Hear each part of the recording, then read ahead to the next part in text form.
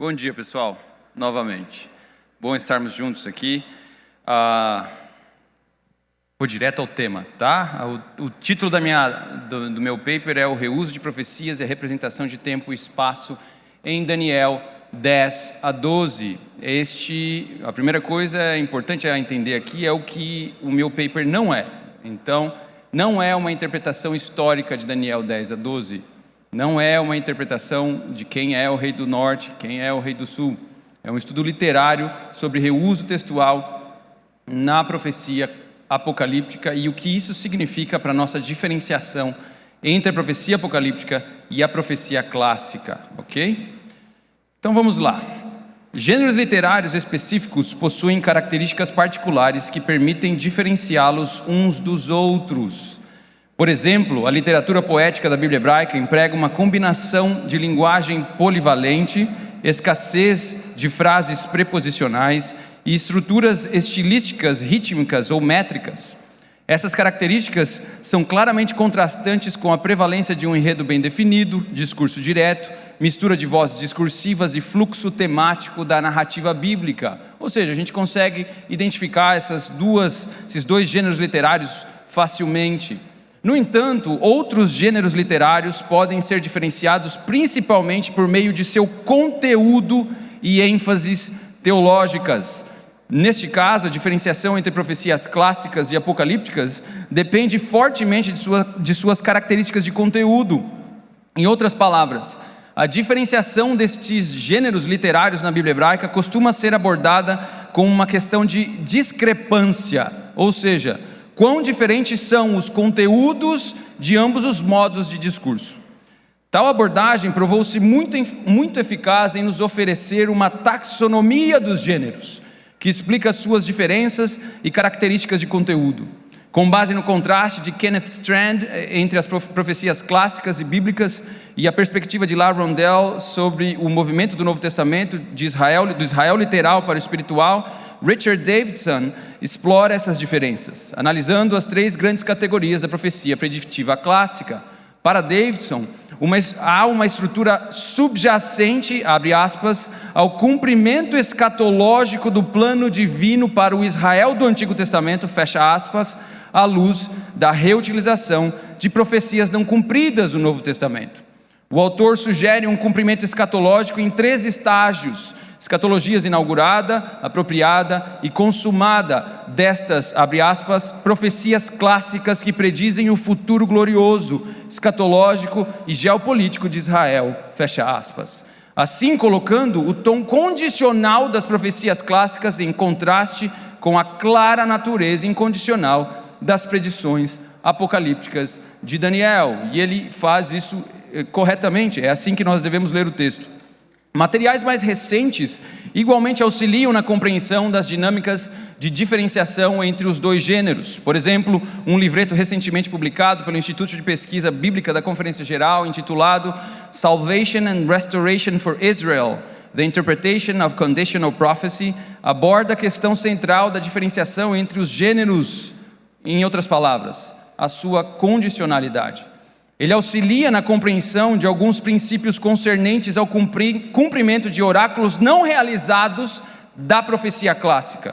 Elias Brasil de Souza, o autor, demonstra que a esperança profética do Antigo Testamento se cumpre em Jesus, que essa esperança ainda está disponível ao povo judeu através de Cristo, que as instituições geopolíticas de Israel são expandidas no Novo Testamento, que passagens indicativas do Israel étnico do Novo Testamento precisam ser interpretadas à luz de Cristo, e que a imagem e linguagem associadas com o Israel étnico no Novo Testamento transcende limites geográficos e étnicos. Em outras palavras, a revelação progressiva, expressa através do contínuo profético dos dois testamentos, amplia o escopo profético, aumentando o cenário referencial do movimento profético ao longo das Escrituras. Corroborando em largas pinceladas com esta visão, as descobertas da minha dissertação, ou da minha tese, fortalecem a diferenciação entre profecias clássicas e apocalípticas a partir de como o discurso apocalíptico de Daniel 10 a 12 se relaciona com as profecias clássicas às quais este texto se refere. Essas descobertas mantêm a necessidade de diferenciação entre as categorias formais da profecia clássica e apocalíptica. Devemos continuar diferenciando entre elas, dando suporte, contudo, para que essa diferenciação seja considerada não somente uma questão de discrepância, mas também uma questão de escopo. Assim, minha apresentação hoje é uma versão abreviada, muito abreviada, da minha tese doutoral, produzida no Departamento de Antigo Testamento do Seminário Teológico na Andrews University. Meu projeto visa comparar as diferentes representações de tempo e espaço de Daniel 10 a 12, à luz de sua reutilização de profecias anteriores. O principal objetivo de tal proposta seria comparar como o discurso apocalíptico de Daniel 10 a 12 adapta a linguagem profética de profecias clássicas prévias. Estudiosos de longa data reconhecem o intenso interesse que textos apocalípticos têm de profecias clássicas. O livro de Apocalipse, é tido como um exemplo desta realidade, sendo usualmente representado como uma colcha de retalhos de textos veterotestamentários. Contudo, este fenômeno não é uma exclusividade do Novo Testamento. Isso não acontece somente no Novo Testamento. Daniel 10 a 12 reutiliza uma infinidade de textos proféticos e não proféticos. Nós vemos isso acontecendo também em outros profetas, como Zacarias. Aliás, a minha tese originalmente era focada em Zacarias 9 a 14 e também em Daniel 9 a 12. E a comparação de como, a proposta seria comparar quais seriam as diferenças dos reusos que eles fazem de profecias anteriores. Zacarias usa igual Daniel. Daniel apropria essas profecias antigas de igual modo que Zacarias o faz. A tese ficou gigante, então eu tive que cortar e acabei ficando só com o Daniel. E depois só com o Daniel 10 a 12, porque a gente foi cortando de tão grande que ela ficou.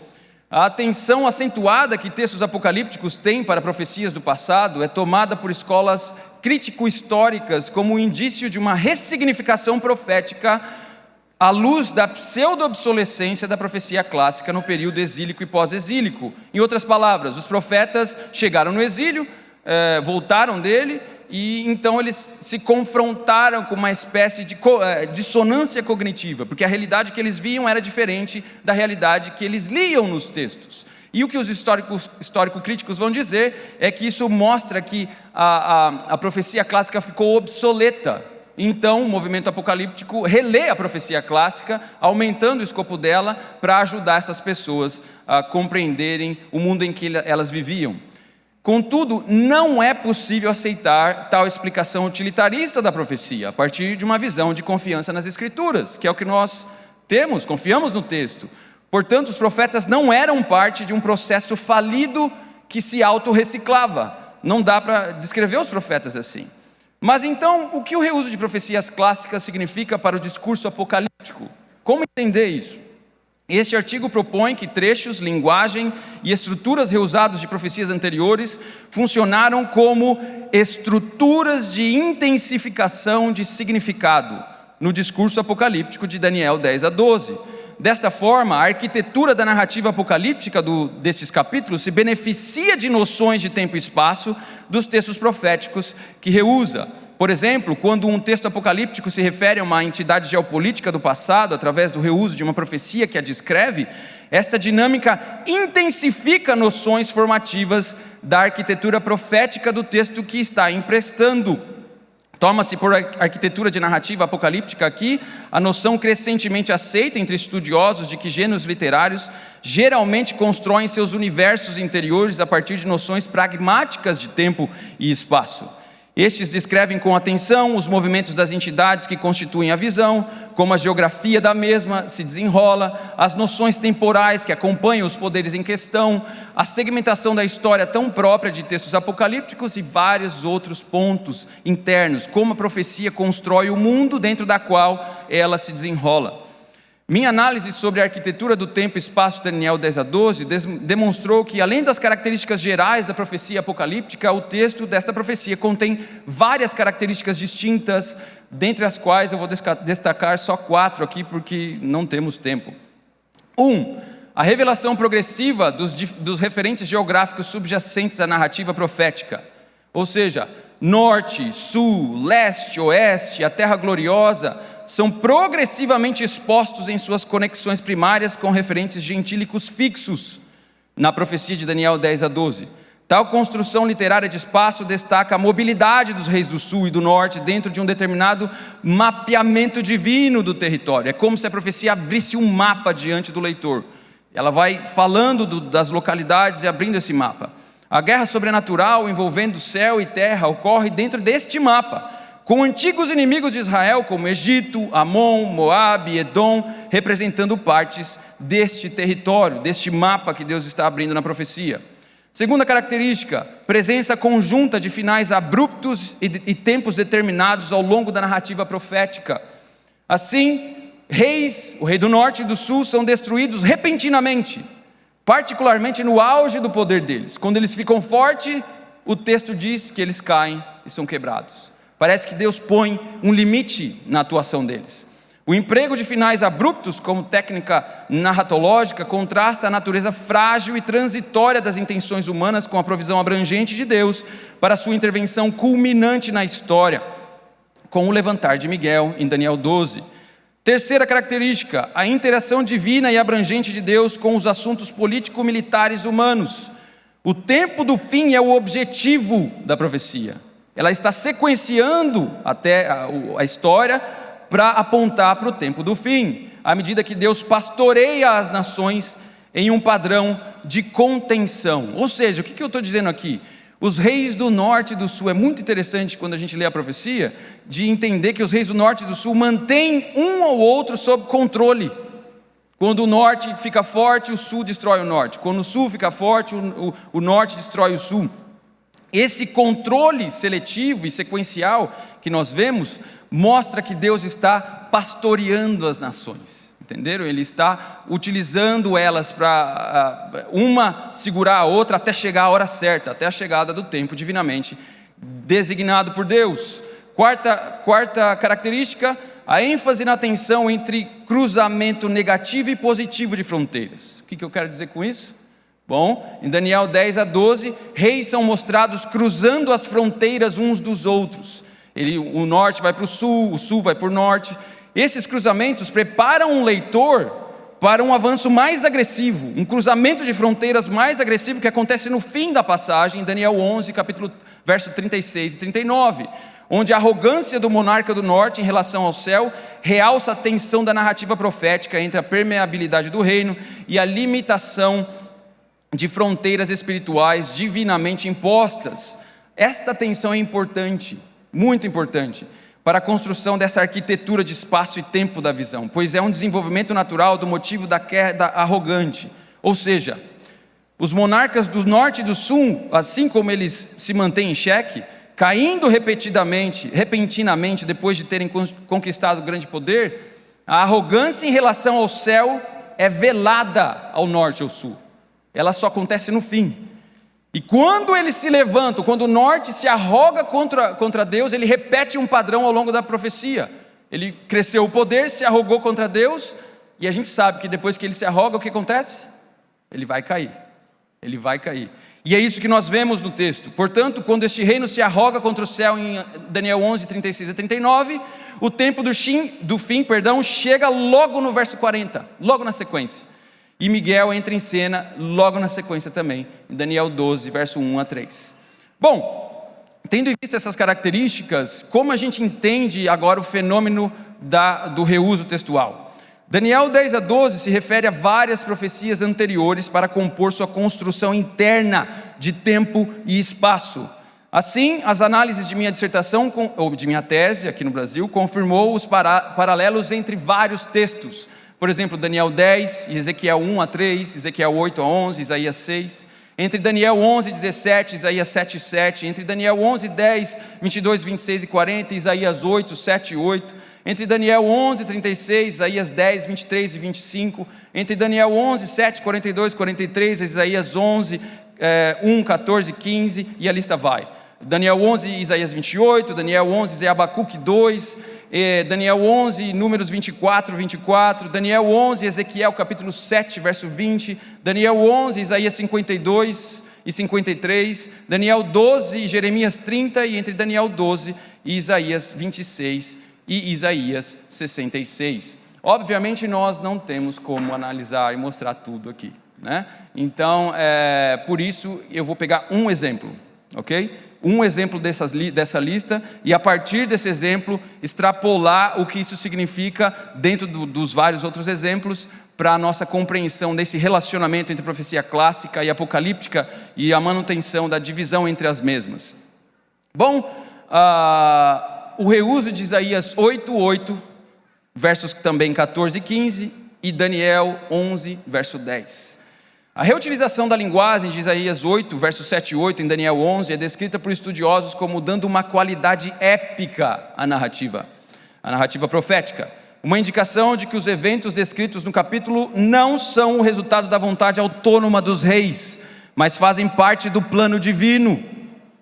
Através do empréstimo de elementos verbais distintos, a reutilização elabora a representação metafórica da Síria como um rio transbordante que invade Judá em Isaías 8. Se você abrir sua Bíblia em Isaías capítulo 8, verso 7, você verá o seguinte verso: eis que o Senhor fará vir sobre eles as águas do Eufrates, fortes e impetuosas, isto é, o rei da Síria, com toda a sua glória.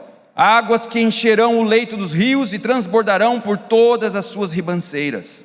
Verso 8: penetrarão em Judá, inundando-o, e passando por ele chegarão até o pescoço. As alas estendidas do seu exército cobrirão a largura da tua terra, ó Emanuel, diz Isaías. Ou seja, o rio metafórico da Assíria transbordando e enchendo a terra de Judá, como uma invasão militar. Bom, no verso 10 do capítulo 11 de Daniel, e em outros versos, eu vou citar só 3 aqui, nós vemos ideias análogas. Verso 10: os seus filhos farão guerra e reunirão numerosas forças. Um deles virá apressadamente, arrasará tudo e passará adiante, e voltando à guerra, a levará até a fortaleza do rei do sul. O verbo passar, ecoando Isaías. 22, fica mais forte, e no 40 mais ainda: as forças inundantes serão arrasadas de diante dele, serão quebrantadas, como também o príncipe da aliança, a ideia de uma força militar que inunda a terra. Verso 40 do capítulo 11 diz Daniel: no tempo do fim o rei do sul lutará contra ele, e o rei do norte arremeterá contra ele com carros, cavaleiros e com muitos navios, e entrará nas suas terras e as inundará e passará, diz o texto. Bom, a existência de um caso de paralelismo textual entre Daniel 11 e 8 é sustentada por observações relacionadas a 3 indicadores específicos. Primeiro, distinção. O raro verbo transbordar é empregado na Bíblia hebraica como referência a ações e movimentos ligados à água. Um uso distinto deste verbo aparece na representação metafórica que Isaías faz de ações humanas ou divinas como rios transbordantes em várias partes de Isaías. O uso do verbo em Daniel está concentrado só no capítulo 11, sendo empregado na descrição da guerra entre os reis do sul e do norte. Além disso, Daniel 11 usa também um termo ainda mais raro, dilúvio, shetef, que é distintamente empregado ali, e em Daniel 9, 26, para descrever destruições pela guerra, da abominação desoladora. Assim, em Daniel 10 a 12, o uso de tais termos em diferentes combinações descreve a beligerância entre os reis do norte e do sul e os efeitos dos ataques do primeiro. Além disso, outros termos aparecem como rabim e uma combinação de verbos de ação que aparecem em ambas as passagens, ou seja, existe um vocabulário distinto entre eles. Segundo ponto, singularidade da conexão lexical. A relação entre os verbos transbordar, shatav, e passar, avar, é particular a Isaías e Daniel 11. Ou seja, ela singularmente aparece só nos dois livros. Só nos dois livros. No entanto, o uso da terceira pessoa masculina, kal, perfeito, de shatav e avar, na frase ele transbordará e passará, veshatav, ve'avar, é exclusivo de Isaías 8:8 e Daniel 11:10. Então é uma conexão singular entre eles. Essas conexões, junto com a multiplicidade de conectores e dentro de uma correspondência temática bem clara, apontam para uma intenção por trás da conexão. Isso não seria ao acaso. Os paralelos entre esses textos tornam mais evidentes dentro dessa conexão temática. Esta sustenta a ideia de que a correspondência entre esses textos não é apenas intencional, mas especializada. Os verbos transbordar, shataf, passar, avar são empregados em ambas as passagens para descrever uma invasão militar avassaladora. Em Isaías 8, este cenário representa metaforicamente a Assíria como um rio poderoso que está ligado à recusa de Judá em aceitar as águas mansas de Siloé, diz Isaías 8, verso 6. Uma mudança repentina, contudo, dentro de Isaías 8, muito interessante, redireciona o leitor para a fidelidade de Adonai ao seu povo, no verso 10 do capítulo 8 de Isaías, enfatizando a impotência das tentativas de outros povos de destruir Judá, no verso 9. Essa mudança, e nós lemos o verso, parece ter sido desencadeada pela aparição indescritível de Emanuel. Ele inundará a tua terra, ó Emanuel, diz o texto. Assim, em Isaías 8, 9 e 10, Isaías não está mais visualizando um Judá indefeso, se debatendo no avassalador dilúvio assírio. Parece que a lembrança de que Judá é a terra de Emanuel muda a perspectiva. Ele vai inundar, mas não vai destruir. Isaías capítulo 8. Essa mudança de perspectiva indica que o processo de auto-engano de Judá, que nós lemos do verso 11 ao 15, no capítulo 8 de Isaías, é contrastada com a salvação da terra de Emanuel por Iahvá nos versículos anteriores. Assim, a descrição de Adonai como uma rocha de tropeço, que a gente acha no mesmo capítulo 8, reflete as reivindicações auto-enganosas dos povos estrangeiros, que dizem ser maiores, mais fortes do que Israel, mas na terra de Emanuel não, é isso que o texto diz. Aqui Emanuel se levantará e a terra será liberta. Em Daniel 11, a invasão militar esmagadora que transborda e passa está estritamente ligada aos assaltos do rei do norte ao território do rei do sul. Em sua primeira aparição, a frase descreve os filhos do rei do norte reunindo uma multidão de grandes forças, que continua alcançando, transbordando e passando. Além disso, a destruição esmagadora contra o rei do sul é descrita pelo emprego do verbo transbordar. O segundo emprego de veshataf, ve'avar, aparece em Daniel 11:40. Esta passagem descreve um ataque final do rei do sul contra o norte no tempo do fim. Uve'et ketz, no tempo do fim. A batalha é vencida pelo norte. No entanto, e aqui está um ponto novamente importante das características que eu apontei, o sucesso deles é sempre temporário. Veja Isaías, a correspondência temática, Isaías 8:10, Deus fala com a Síria: forjai projetos e eles serão frustrados, dai ordens e elas não serão cumpridas, porque Deus é conosco, diz Deus em Isaías 8, verso 10. Daniel 11:27, nós vemos algo similar. Também estes dois reis se empenharão em fazer o mal e a uma só mesa falarão mentiras, porém isso não prosperará, não dará certo, porque o fim virá no tempo certo. Deus tem o tempo na mão. Um último ponto importante de se compreender aqui é o jogo de palavras metafórico. Conforme explorado anteriormente, Isaías 8 usa essa metáfora da água, né, que representa a Síria. Para que a metáfora faça sentido, isso é interessante, o emprego do termo transbordar lembra o período anual das inundações da Mesopotâmia que ficavam próximas, onde a Síria, ficava. O mesmo não pode ser dito de Daniel 11, não há metáfora que gera a ideia da água, ok? Então o capítulo usa o texto anterior sem utilizar a metáfora que gera as ideias da água. Isso mostra que Daniel usa Isaías, que Daniel tem uma certa leitura particular do texto. Bom, o que isso significa? A gente viu aspectos técnicos dessa conexão, vimos a definição de paralelismo textual, a identificação de direção de dependência, e agora o que isso significa para a representação de tempo e espaço da narrativa profética de Daniel em si. Bom, vamos falar um pouco só sobre isso e aí apontar para 2 pontos de conclusão. A reutilização dessa frase, transbordar e passar, em Daniel 11, tem algumas descontinuidades críticas, e a gente sempre, quando aborda textos paralelos, temos que olhar o que é diferente também, não só o que é igual. Toda vez que falamos sobre textos paralelos, precisamos apontar o paralelismo, a direção de dependência e a apropriação que o texto que usa faz do texto que foi reusado. porque senão fica fácil para a gente apontar qualquer tipo de ensino teológico ou de perspectiva teológica para aquilo que a gente chama de intertextualidade. Então, a reutilização dessa frase, transbordar e passar, tem descontinuidade sim entre Isaías 8 e Daniel 11. Ao contrário de Isaías 8, por exemplo, Daniel 11 não atribui nenhuma ação simbólica e funções exortativas à frase, pois o uso dos verbos transbordar e passar está desconectado de qualquer metáfora sobre a água. Além disso, o rei do norte em Daniel 11 e a Assíria em Isaías 8 são constitutivos de dinâmicas contrastantes dentro dos seus próprios contextos. Assim, ao contrário de Daniel 10 a 12, nenhuma segmentação histórica mundial abrangente e explícita ou um ápice escatológico está implicado em Isaías 8. Nós não achamos isso como achamos em Daniel 12. Em vez disso, a proclamação oracular da sessão em questão está enraizada nas expectativas monárquicas próprias das relações entre Judá, Efraim, Síria e Assíria. Ou seja, Daniel usa Isaías. E isso é importante deixar bem claro. Há diferenças e nós temos que levá-las seriamente em consideração quando estudamos textos paralelos.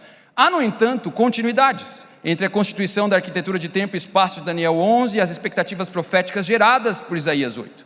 Assim, Daniel 11 explora a mobilidade dos reis, a gente já viu isso, em seu universo geopolítico, no mapeamento divino da passagem, usando uma tensão narratologicamente construída entre permeabilidade do reino e limitação imposta por Deus. Em outras palavras, os reis cruzam seus territórios horizontais, aqueles compartilhados com os vizinhos, e o território vertical, aquele quando o rei do norte se autoproclama Deus, com relativo sucesso. Nós vemos eles fazendo isso com sucesso, mas Deus sempre põe um final. Em outras palavras, quando isto ocorre, Daniel 11 geralmente descreve a queda do poder que se arroga como súbita. Da mesma maneira, a expectativa de que Judá não sucumbiria às pressões assírias devido ao controle de Adonai sobre o cenário internacional é semelhante à expectativa constitutiva de Daniel 11, a saber que o povo de Daniel seria finalmente vindicado por Miguel. Assim como Emanuel se levantaria, Miguel também se levantará. É isso que o texto está dizendo. Quando a grande guerra que Daniel 10:1 diz chegar ao fim. Ou seja, o reuso de Isaías 8 em Daniel 11 funciona como uma estrutura de intensificação de significado, apontando para a soberania de Deus em reger as nações no tempo do fim, da mesma maneira que ele o fez no passado de Israel. Então é muito importante entender que o texto se apropria de uma maneira particular daquilo que ele empresta, e essa apropriação então aumenta o escopo da profecia. Dois aspectos, temos 12 minutos, eu acho que eu consigo abordar os dois, sobre o que isso significa, tá? À luz de vários outros reusos que eu não tenho como mostrar aqui. Este é apenas um exemplo de quase 20 que eu destaco e analiso na minha tese doutoral. Ele exemplifica a proposta de que a diferenciação entre as profecias clássicas e apocalípticas também deve levar em consideração a questão de escopo, não só de discrepância. Duas são as conclusões que dão suporte a esta proposta em relação a Daniel 10 a 12.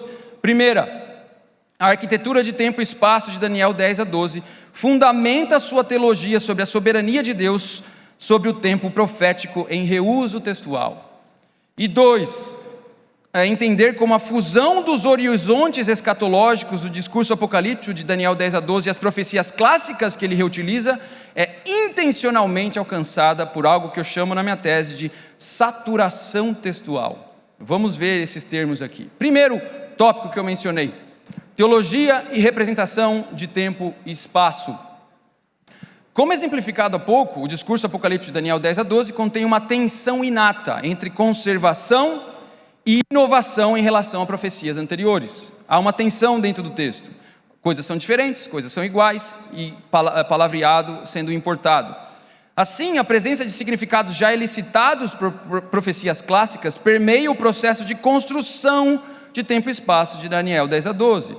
Este texto não se baseia, gente, e aqui é importante, para mim é isso que está acontecendo no texto, ele não se baseia aleatoriamente em profecias anteriores. Ele não escolhe qualquer profecia, mas seleciona aquelas que suscitam expectativas escatológicas que extrapolam o seu cenário imediato. Profecias que apontavam para algo aparentemente maior. A continuidade, no entanto, é organizada dentro de uma estrutura interpretativa mais ampla, que considera Daniel 10 a 12 como uma revelação contínua de segredos celestiais iniciados em Daniel 8. Tá? Então Daniel 10 a 12 está dentro de um contínuo de explicação profético que começa no capítulo 8. Nesse contínuo, a conexão entre uma profecia clássica e o discurso apocalíptico de Gabriel em Daniel 9 é justamente o fator que abre quase que o livro inteiro para nós. Assim, não surpreendentemente, a reformulação simbólica das 70 semanas, por exemplo, de Jeremias 25 e 29, envolve uma conceituação renovada da arquitetura de espaço temporal de toda a passagem de Daniel 7 a 12.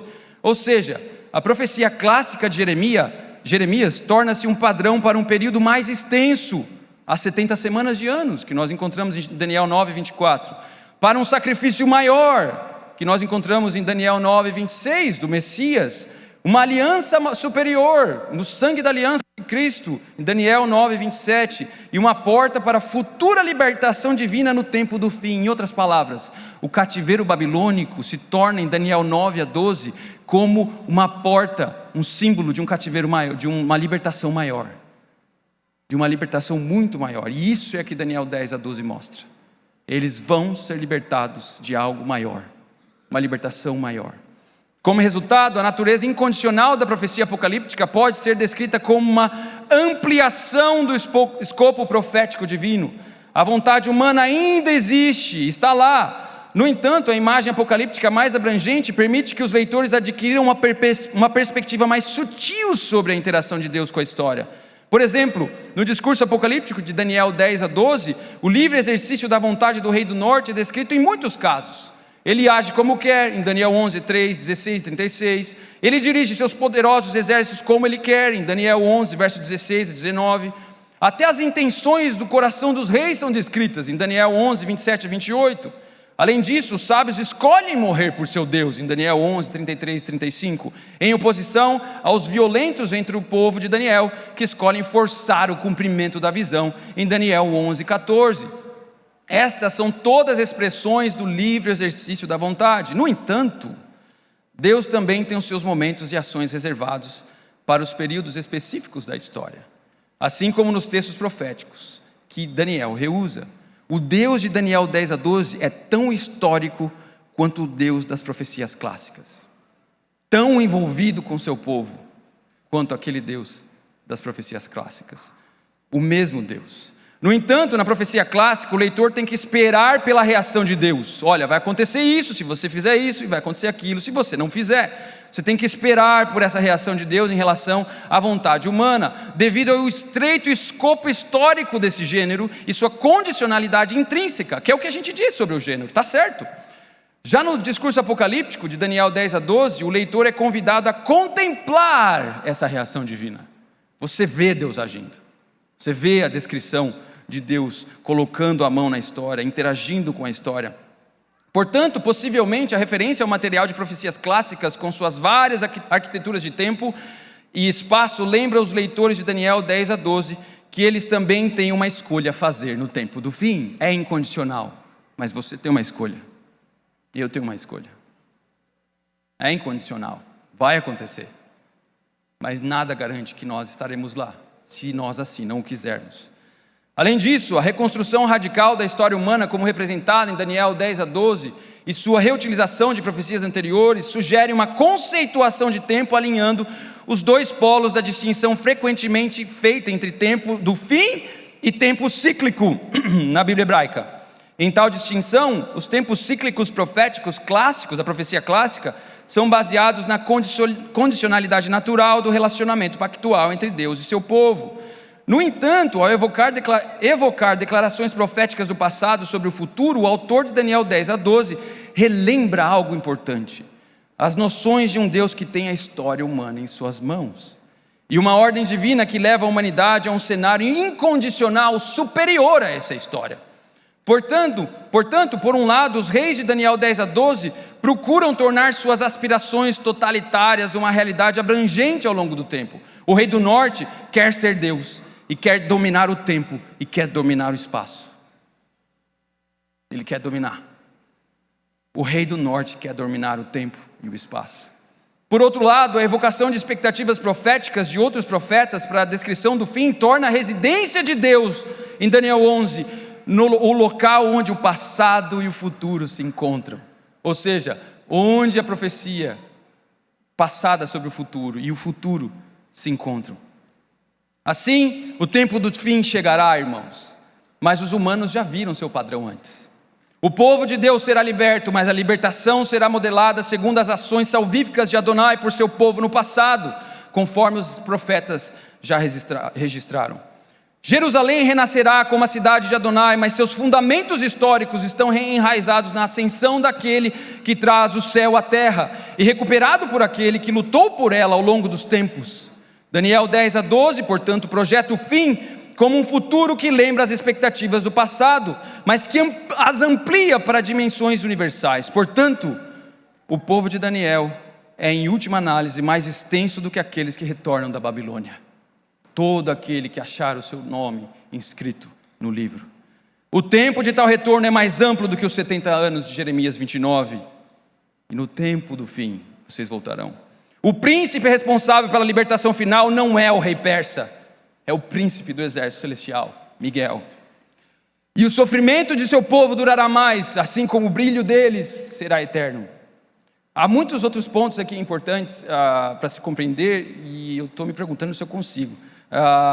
E o último deles eu vou arriscar, tá? Que é o relacionamento entre escatologia e saturação textual. A forma como o texto ele enche de expectativas passadas a sua descrição do fim e o que isso significa para nós em termos de escatologia. Ao ampliar escatologicamente as expectativas clássicas encontradas na representação de tempo e espaço de sua narrativa profética, Daniel 10-12 promove um desvendar dos bastidores do grande conflito. Preste atenção nisso. Em outras palavras, através do reuso de profecias, os antigos inimigos épicos de Israel, e particularmente os poderes sobrenaturais por detrás deles, são descritos simbólica e repetidamente como atacando o povo de Deus até o fim.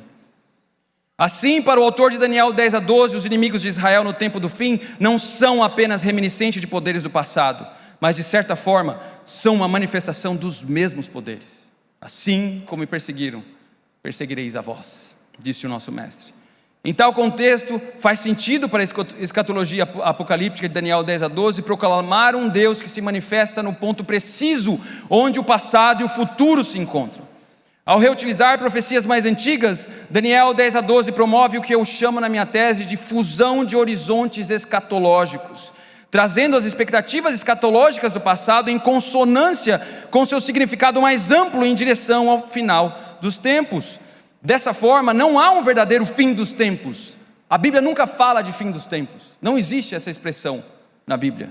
O que existe é a expressão tempo do fim, não fim dos tempos. O que significa isso? Este é um período em que os tempos teleológicos, ou seja, tempo com finalidade, o tempo do fim que Deus coloca uma finalidade nele, e os tempos cíclicos, ou seja, os vários tempos dos atos redentores de Deus na profecia clássica, são reunidos.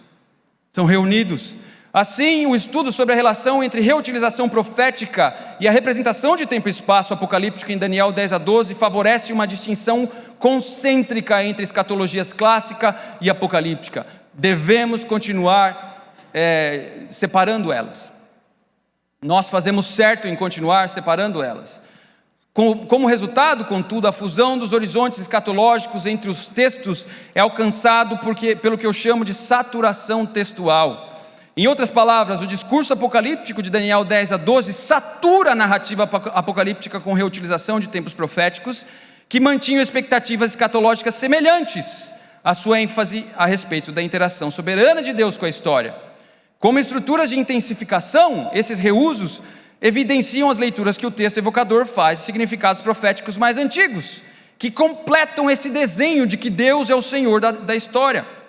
O efeito é um texto altamente detalhado, e para os críticos, um texto altamente fragmentário. Só que o ponto, talvez, que eu acho que eles perdem, é o porquê o texto foi feito assim. A referência aparentemente fragmentária do texto a profecias anteriores é, ao contrário, uma função intencional do texto, da narrativa do texto. Como resultado, a presença de Daniel diante do mensageiro celestial, de Daniel 10 a 11, é carregada de noções da absoluta transcendência de Deus que vem de Isaías 6, de Ezequiel 1, de Ezequiel 8. A cena de abertura do texto evocativo, de Daniel 10 a 11, 10:1 a 11:1, é assim descrita como uma cena de admiração, de total responsabilidade divina e envolvimento com a história humana. Daniel nunca é chamado profeta, mas é descrito como tal. É descrito como tal. Além disso, a batalha furiosa entre os reis do norte e do sul é carregada de expectativas proféticas de um Deus que reina sobre e contra as intenções pecaminosas e destrutivas das nações. Nós encontramos reusos disso em Números 24, em Isaías 7, Isaías 8. O efeito é a ênfase de que o mesmo Deus que trabalhou com seu povo, o mesmo Deus trabalha com seu povo em situações que às vezes são semelhantes e às vezes são diferentes, mas Ele está no controle. Assim, toda a narrativa profética de Daniel 10 a 12 comunica a noção de que o leitor, Daniel e os sábios têm seus mundos adentrados, exigindo que eles construam uma noção de tempo e espaço que possa acomodar uma visão da história que se encaminha para o fim. Todos, o leitor, Daniel e o povo dele, veem isso. Como resultado, a noção de uma guerra travada por esforços misturados do céu e da terra define Daniel 10 a 12. Portanto, o mundo de Daniel antevê a redenção divina. Ele tem a garantia de que Deus o colocará, nós lemos em Daniel 12, verso 3, em seu lugar designado no final dos dias. O mundo do povo dele é confirmado sob o cuidado protetor de Deus, pois os que são sábios, nós lemos, brilharão como o brilho do céu acima, e aqueles que levam muitos para a justiça, como as estrelas para sempre. Finalmente, o meu e o seu mundo, nosso mundo, encontra sua esperança de futuro, porque a gente lê em Daniel 12:9 que a profecia foi selada, e o simples fato de nós estarmos lendo ela, mostra que o tempo do fim chegou para nós. O selo foi quebrado. Nós estamos no tempo do fim. Portanto, ao descobrir as miríades de interconexões que um texto poderia ter com fontes anteriores, o estudioso moderno levanta não apenas as questões de quão sofisticados os autores antigos eram para serem seus públicos alvo.